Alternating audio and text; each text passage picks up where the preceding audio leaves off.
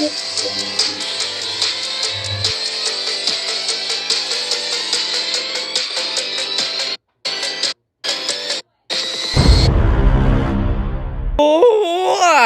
is going on, everybody? It is your boy, Man's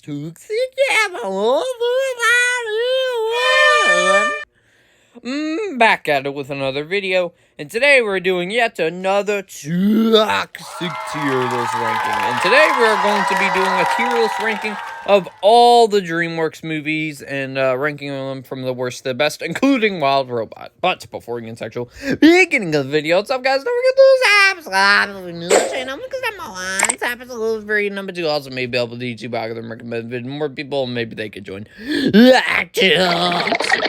And, what just happened? And, do feel free to comment your lists down below as well. But that being said, guys, let's get right into it. Before we get right into it, here are the tiers we have. So we have Best of the Best, which means they are like a perfect DreamWorks movie, and they're amazing.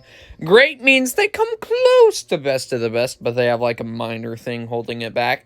Toxic goodness means it was good. It was a good DreamWorks movie. Decent means it was alright. It was alright. It was watchable. Okay means overall it's a mixed bag. There was some good, there was some bad. Haven't seen means I haven't seen them, so we already have that tier filled out. And then Toxic Trash means dumpster fire, the worst DreamWorks movies. So, like, for haven't seen, I already put the movies there that I haven't seen. So I haven't seen Ants, The Road to El Dorado, Trolls, Sinbad, Over the Hedge, Trolls World Tour, Crude's New Age, Spirit Untamed, Boss Baby Family Business, Trolls Band Together, Orion in the Dark, and Ruby Gilman's Teenage Kraken, which I could have saw the week of it came out, but I wanted to see Indiana Jones and the Dial of Destiny instead. So that's why I went with Dial of Destiny instead of that, because can you blame me? Anyways, but let's just get this thing started off, shall we? Alright, so first up we have Prince of Egypt, and I've only ever seen this once, but I remember it being good. I think the animation was pretty good for the movie itself. I think the story was very planned out. There are a bunch of dark moments, of course, that happened in the story in the Bible, so that I wasn't expecting for them to have in a kids movie, but they certainly do have it in there. They get really close to it. And yeah, maybe if I rewatch it again, I'll probably put it higher, but I think it's good. So yeah. Next up we have Joseph, King of Dreams, which I think is a massive step down from Prince of Egypt. I'll put it in okay. I don't think it's utterly bad, because I think it's if I remember correctly, I think it is shorter than Prince of Egypt, but still, like, the animation you can tell is downgraded compared to Prince of Egypt, and overall the characters weren't as interesting, so I'm gonna have to put that in the okay tier. Next up, we got Chicken Run. And Chicken Run, this might be a hot take, but Chicken Run goes right up into, hold on a second, Best of the Best. I love most stop-motion movies, and this is one of them I love. I love Chicken Run. I always have when I was a kid. I think all the characters are good. One of the main characters is voiced by Mel Gibson, which he's a good character too. I think the villains are really creepy with the stop motion, and you want them to get theirs at the ends. There's a lot of funny humor throughout, and then there's also a lot of dark stuff throughout with, of course, like the chickens that aren't doing well for the coop or whatever. What ends up happening to them later on in the movie is just wow. They actually have that in kids movie. Wow. But I love Chicken Run. Chicken Run's best for me. Next up we got Shrek. Shrek is love. Shrek is hold on a second. Shrek is love. Shrek is life. You know where it's going. You know where it's going. It's basically what made DreamWorks today, with its amount of popularity. It's one of the greatest animated movies of all time. I mean, do I need to say anything? Really? No. It's perfect. I love Shrek. Spirit, again, kind of same thing with Prince of Egypt. It's been a while since I've seen it, but even though I used to watch it a whole entire lot as a kid because my mom loves that movie, I think it's good. I think it's good. I think the ending is satisfying for the movie. What ends up happening later on, of course, no spoilers here, but I thought it was pretty satisfying. I think the main horse is a good character, and I think the main dude that's with him is a good character as well. So I'm gonna put that at Toxic Goodness. Shrek 1 I love, but Shrek 2 I love even more. That is one of my favorite DreamWorks movies. Shrek 2 is awesome. I think everything that the first film did, the second film did better. They had the ridiculous, over-the-top I Need a Hero song by the Fairy Godmother, but it's still so awesome. You get more characters introduced here. You have the Muffin Man in here. You have all the characters that weren't necessarily like a big deal in the first movie, like more importantly, like Pinocchio and Gingy, they get a little more to do here. So yeah, I love Shrek 2, so it goes there, and it's so it's so perfectly funny with the humor they have back in the day. Can't wait for Shrek 6, by the way. No, Shrek 5, sorry. Next up we have Shark Tale. In Shark Tale, most people would probably put it at toxic trash, but it's okay. It's okay. I don't hate it. I think Will Smith is the one key factor to make me go and rewatch this movie. The animation's crap. I will admit, the animation's pretty bad. But, like, you got a couple good voice acting in here. You have Will Smith, you have Jack Black in here as the main shark, you have Robert De Niro, and they're basically all stereotypes of themselves, and I get a kick out of the storyline because it's so over the top and stupid with oh, a shark died, oh, I'm now the shark slayer, even though I actually didn't get the shark killed. It's just yeah, it's okay. Madagascar, ooh, this one's tough for me. I love Madagascar, but I'm not gonna put I don't know if I put it best of the best. It is my favorite out of the Madagascar movies, that or the third one. But for right now, I'm going to put it in great, because I don't think the animation's as good as the Shrek movies or Chicken Run. So, and that's the only thing holding it back, really. But otherwise, it's quite funny. And all the voice acting is good. You got Chris Rock in here. You got Ben Stiller in here. You also got... why am I blanking out on other people in this? But just all the voice acting is good. When they get on the island, it's quite funny. So, yeah, I'm going to put that in the great tier. For now, I might move it up a little bit later on. Wallace and Gromit, The Curse of the Were-Rabbit. Again, I'm a sucker for stop motion, okay? This movie, I love as well. I love this. I've never watched any of the Wallace and Gromit movies before this, or like the short episodes or whatever, the TV series, I don't know. I haven't watched those, but this one I love, and I can't wait for the new movie that's coming out in January with them in it. I'm excited to check that one out on Netflix. I think this one's the most funny of the group. I think the stop motion doesn't get too scary for kids like earlier in their age, you know. The Were-Rabbit storyline's quite funny, and you're trying to find out who the Were-Rabbit is, and it's when it's eventually revealed. It's kind of obvious, but it's still quite good as well, to help move the storyline further. So, I love the Curse of the Were-Rabbit. I'm going to put it at the best of the best here. Okay, I need to blow my nose. Hold on a second, y'all. I need to blow my nose. Because whenever I talk a lot, my nose gets stuffy. Alright. Anyways, next up we got Flushed Away, which ironically this has a Hugh Jackman voice of character in this, which I never found out until recently. I'm gonna put Flushed Away in the decent category. It's my least favorite of DreamWorks' stop motion animated movies, but I still think it's fun. there is a ridiculous over-the-top nature to it with how they just, oh, we just transport ourselves through toilets and stuff, and these, I don't know. It's just so weird, but there's a charming amount to it, and it is entertaining. So it is my least favorite of the stop-motion animated movies for DreamWorks again, as I said before, but I still like it quite a bit, so it goes there. Next up, we got Shrek the Third.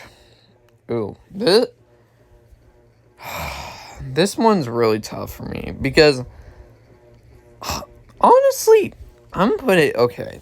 Because I think there's a movie in this franchise all I'll say is maybe I dislike it a little bit more than Shrek the Third. But Shrek the Third I don't like either necessarily.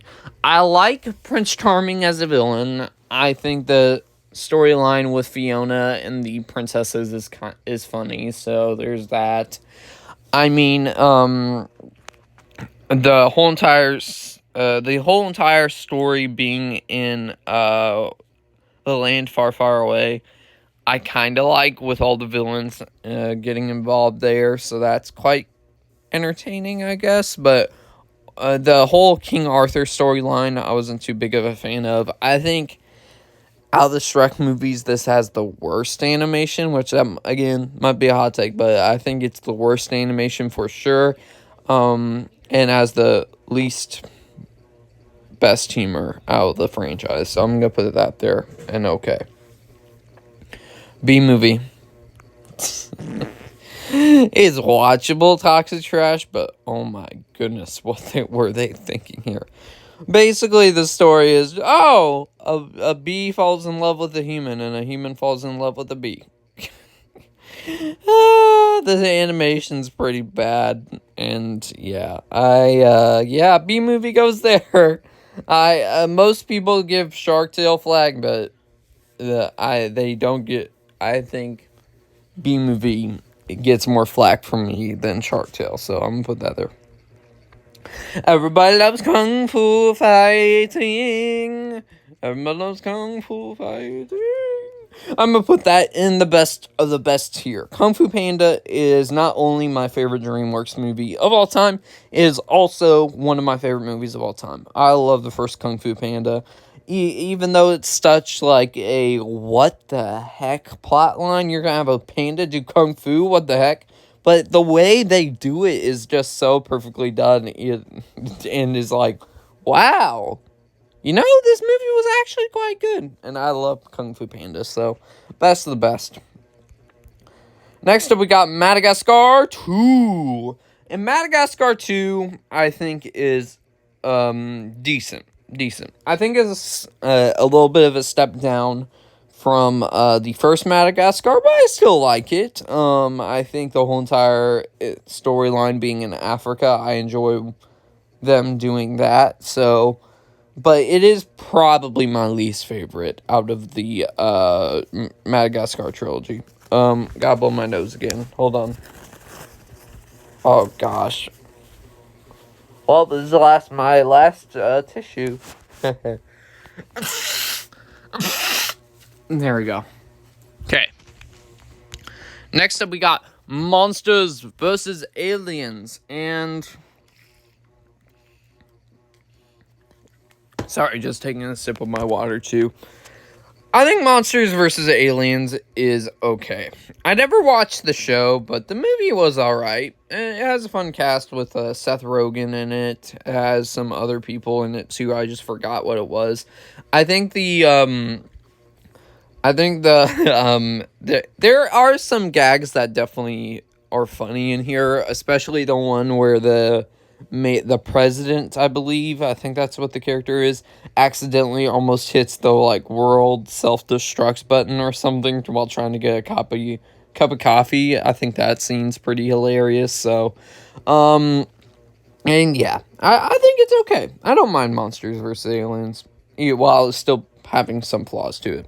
Da da da da da da da da da da da da da da da da da da da da. How to Train Your Dragon is one of the best anime movies of all time, too. Personally, if you're asking me, I still love Kung Fu Panda more, but How to Train Your Dragon might be in my, like, top maybe 100 favorite movies of all time. I love How to Train Your Dragon. Like, is there really any negative thing to say about the first movie? No. I don't have anything negative to say about it. I love How to Train Your Dragon. And I love the characters, too. Next up, we have Shrek Forever After. And Forever After is my least favorite of the Shrek franchise. Honestly, I'm tempted to put... I'm gonna keep it okay. I was thinking about putting it in Toxic Trash, but I think the animation out of the 4 movies is the best, I think, in my personal opinion. And also, I think Rumpelstiltskin's a pretty decent villain for what he's done. I think by far the weakest villain out of the 4 would probably be Prince Charming, even though I still think he's a solid villain. But this one has a pretty decent villain with Rumpelstiltskin, and the whole entire storyline of Shrek going back to the past I thought was interesting. So I'm gonna put it in okay, while otherwise still probably being my least favorite Shrek movie. I don't know. Shrek the Third and Shrek Forever After go back and forth. Next up, we got Megamind. And while we've seen this story before countless times, Megamind's still good. I'm gonna put it at the top of Toxic Goodness. I really like Megamind. I mean, it has a lot of lines that you quote instantly. Oh, my giant big blue head. Or, wait, what was that the way he said it? I don't know.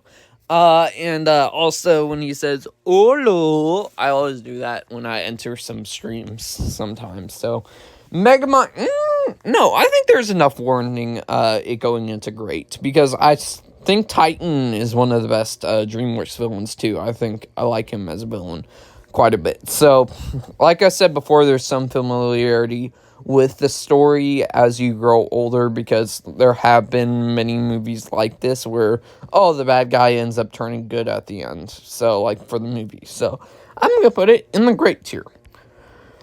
Alright. Next up, we got Kung Fu Panda 2. And Kung Fu Panda 2, the first one I still love a whole lot, but Kung Fu Panda 2 is one that certainly comes really close to beating Kung Fu Panda for the best in the franchise. I mean, if we're talking about story, overall, the story, I think, is way more better in here. And also, the villain is way more... no, I think just genuinely the villain is better in here than the first film. I love the first film, but, I think Shin on another... Because... with, what's the guy's name? I forgot what his name was from, the first movie. Tai Long. With Tai Long, he is more of a, kind of a less broken villain, and he has, a goofy edge to him a little bit. Shin, in Kung Fu Panda 2, man, he is just straight evil, and there's no, charming qualities about him with his humor. He's just plain old evil, and he is... I think by far he's the best DreamWorks villain out of all of them, because you just hate him and you want him to catch his at the end. So, yeah, best of the best. Next up, we got Puss in Boots, the first one. Puss in Boots is alright. Again, it's okay. I think it's watchable, but do I love it? No. I'll just leave it at that, because I think Puss in Boots is deserving of a spin-off from the Shrek movies, and we're getting a donkey spin-off a little bit later. So the two main characters that I think could hold their own with their own DreamWorks, with their own movies, I think Puss in Boots is also that. So yeah. Madagascar 3. And originally I said the first one or this one is my favorite. I've changed my mind. I think the first one still takes the cake as my favorite. I still like the third one quite a bit, though, and I enjoy the whole entire circus setting with the movie. But has one of the forgettable villains out of there. So I'm going to put that Toxic Goodness. I like Madagascar 3. Rise of the Guardians. Well, you talk about one of the most underrated DreamWorks movies. Rise of the Guardians, for me, goes into best of best. I love Rise of the Guardians. You can pretty much watch it as a holiday movie with all the characters they have in here. The animation looks really good. The characters are good, especially Jack Frost, where not a whole lot of people know who he is, but, the people that do know who he is think he's just like a side character or whatever. He's not that memorable, but this like gives some sympathy for his character and gives an extra layer to his character to make him feel memorable, with Chris Pine, of course, voicing him. He does a good job here. You also have why am I blanking out? Why am I... Alec Baldwin, thank goodness, voices Santa Claus in here, or Russian Santa Claus, which he adds this, like, little flair to it, and it's kind of funny, so... also, Hugh Jackman voices the Easter Bunny in here, which he does really good, too, so I'm gonna put that best of the best. I love Rise of the Guardians. Croods is a toxic goodness movie. I think it's fun. I think it's quite fun, so I'm gonna put it there. I think it's very rewatchable. I think all the voice acting, again, quite good. You have Nicolas Cage in here as the main Crude father. You have Emma Stone in here. I believe that is, right? Emma Stone, right? Then you also have Ryan Reynolds in here, which he's fun too. So, and there's some low-hanging fruit humor, but still quite funny. So, yeah, I'm going to put the Crudes there. Still haven't seen the second one, though. Next up, we got Turbo. I don't know. Do I put it there? Because I think it's tolerable compared to B-Movie. Because there's some guilty pleasure fun I have with it, with the whole entire storyline. Oh, a snail that can go super fast or whatever. So, I don't know. I have guilty pleasure time with it. So, I'll put that there. Mr. Peabody and Sherman. I love Mr. Peabody and Sherman too. Do I love it as much as I used to? No, because for those who did not know, I used to watch this every single day when I was younger. When I got this on DVD, I watched it over and over and over and over and over again. Every day. Like I watched it once one day, then I watched it again the next day, then I watched it again the next day. And I think if you want like more of a educational animated movie, I guess this kind of can help because it's telling history and stuff. So if you want your kids to learn history in your homeschool, this could be one movie to show them.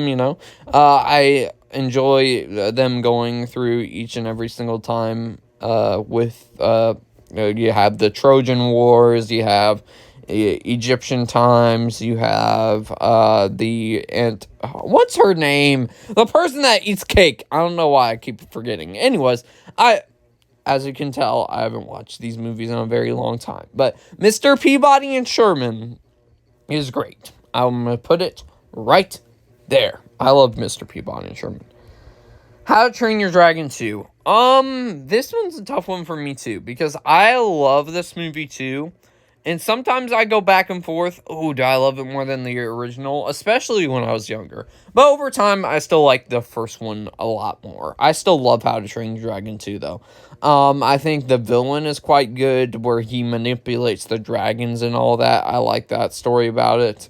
I think the only flaw I have really with this is there's a point where the movie could have ended on like a really dark note, but they decided to keep going. That's all I'll say. That's the only negative thing I have to say about it. But Hiccup gets some more major development in here too with what's her name? I'm sorry, I'm gunky again. But yeah, he gets some major development again, and Toothless and Hiccup as well you get to see their relationship a little bit more up close because they've been together for over a few years now. So, yeah, I'm going to put that great. Next up, we got Penguins of Madagascar. Penguins of Madagascar, I think it's decent. I get a kick out of it. I think I overall do like it more than Madagascar 2, so I'll put it right there.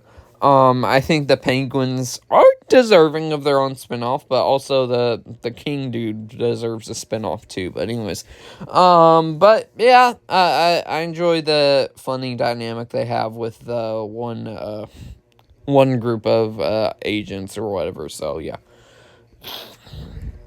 All right, next up we got Home. In Home, I'll place in. I don't know what happened there. As we said before, Home. I think this one's. I don't like Home, to be honest.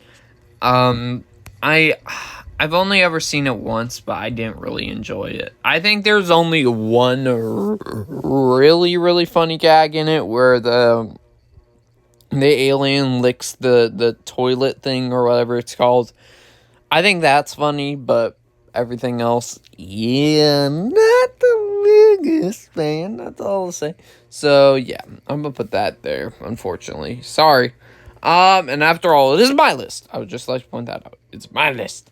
Next up we have Kung Fu Panda 3, and Kung Fu Panda 3 is actually my. This and 4 go back and forth for my least favorite of the franchise, but it's still decent. I think the villain in here is quite good. Is it on the level of Shin or Tai Long? No, but I still think he's a really good villain. He has a pretty good villain themed song too. The Poe meeting back up with his father, I thought that was a pretty interesting storyline. And you get the more in this one, you get the more powerful version of Poe. So, and I enjoy that element of his character. So, and you get more development with him. So, I'm gonna put him in the decent category. Next up, we got the Boss Baby. Yeah, Boss Baby's not good either. I don't like. I didn't this make $1 billion at the box office? I'm pretty sure, right? Or something like that. Yeah, I was never the biggest fan of Boss Baby. I didn't like anything about it. It's just potty humor, that's it. And then you have the weird thing with the villain where he wants to turn into babies or whatever. Yeah, it's just so weird. I don't like it. So I'm gonna put him there. Captain Underpants. Now this is a thing, something that Captain Underpants does. It does use potty humor in its storyline. So Captain Underpants, toxic goodness. I was pleasantly surprised by Captain Underpants. Having not read the books, I didn't know what I was expecting going into this one, and I had a fun time with this one.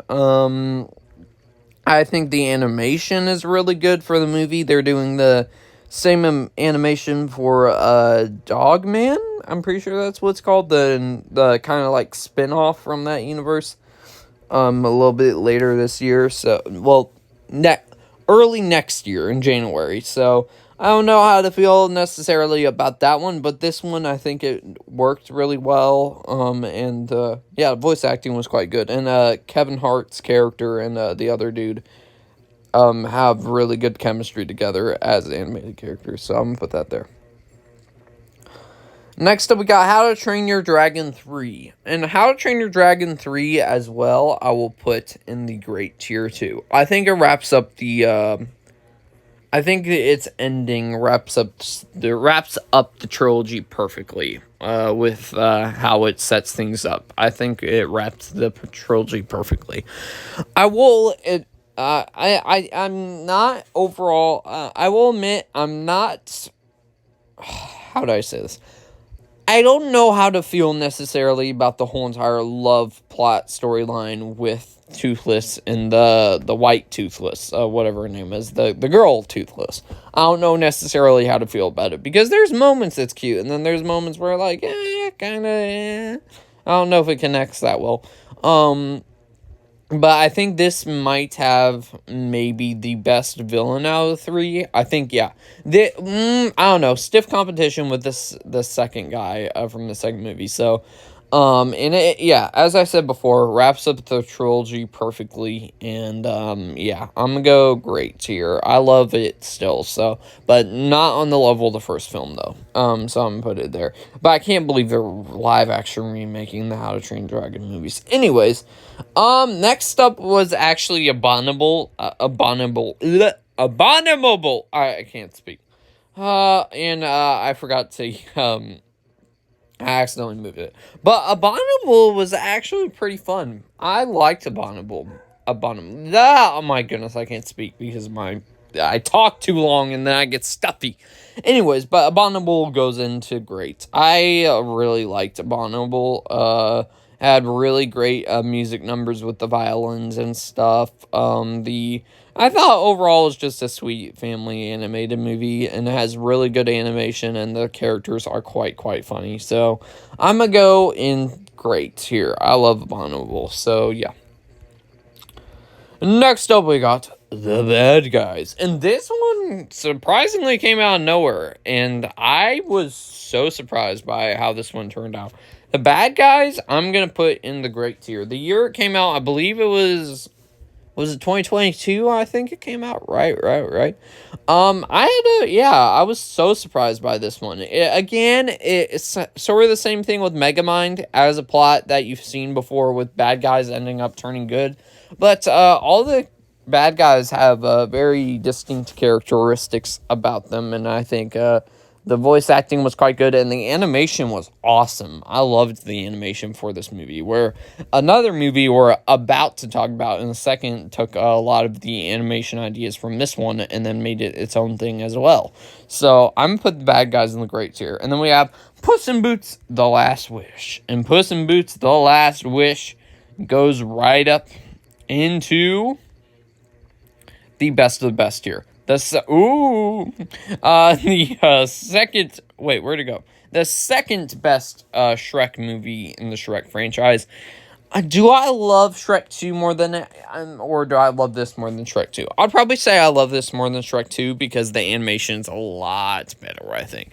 Because Puss in Boots: The Last Wish surprised, I'm pretty sure it surprised everyone with how good it was. It added a lot of the humor back from the first, 3 Shrek movies back in the day. So that was pretty cool to see, and the jokes they used in here were quite funny to hear in a kid's movie. So,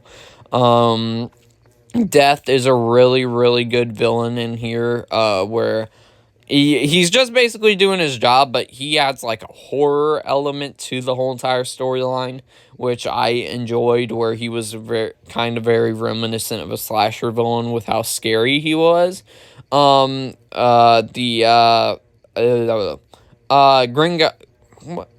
Goldilocks and the Three Bears too. I also enjoy how this is just a chase movie. I enjoy that quite a bit as well about it. So Puss in Boots: The Last Wish goes right up into best of the best.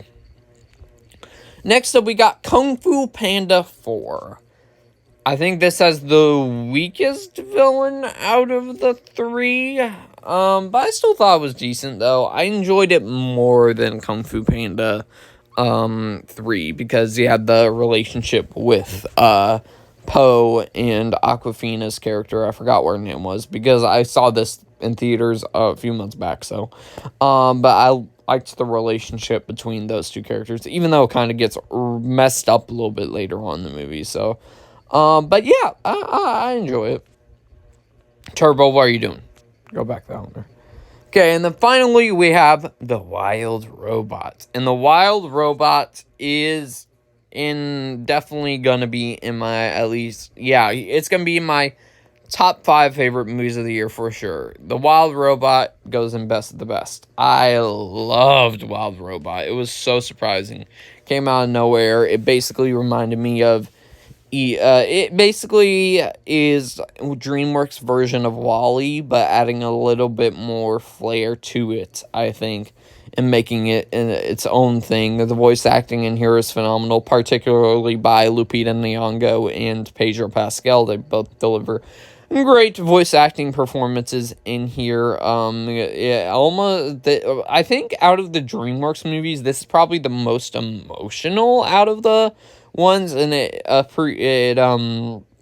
basically just tells the story of motherhood. It does a phenomenal job of that. So, and the animation, of course, also amazing as well. So, yeah, I'm gonna put that best of the best. I love The Wild Robot. It is definitely going to be in my top 5 of the year, or top 10, one to 2, because it was absolutely phenomenal. So, with that being said, guys, that is just my toxic tier list ranking of all the DreamWorks movies. Be sure to let me know what your list down below. But with that being said, guys, I'll see y'all next one, everybody.